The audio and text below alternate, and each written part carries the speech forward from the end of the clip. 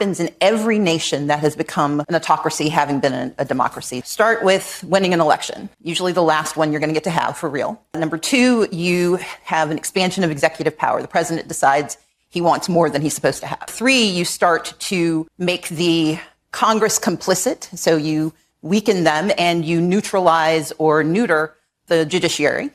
Like, the Supreme Court giving you unfettered power and saying we don't have the ability to stop things. Then you move on to firing all of the people who know how to make government work. So you gut the civil service. And you do that because you want to break democracy so people forget the stuff that used to get done. So you can't get your Social Security check. So the CDC doesn't know what diseases are anymore. Mm-hmm. Then you put in place these loyalists, people who are only responsive to you. You put them in charge of the FBI so they go after your enemies. You put them in charge of the Department of Justice, the Department of Defense, so they can signal to their friends and tell them all about the evil plans that you have.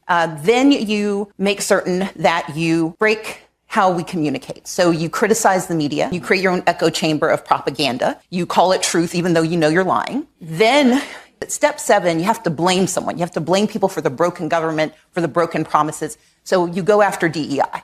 You go after the vulnerable, the dispossessed. You go after any community that doesn't look like what you think power should be. While you're doing that, you make certain that in step 8, you eliminate anybody who can help them. So you sue law firms that do pro bono cases. You go after philanthropies and accuse them of giving money to the wrong people. You go after colleges and universities that can teach people possibly what else they should know. You get to step 9 and you start to encourage and incentivize private violence. You send the U.S. Marines into spaces they should not be. You send the National Guard in. You kidnap people off of the streets and pretend that's normal, because that's how you quiet dissent. You make everyone afraid that if they don't do what you want, they might be next. Once you've done those 9 steps, steps 10 is easy. That's when you decide there won't be new elections, because everyone's either afraid, poor, broken, or complicit.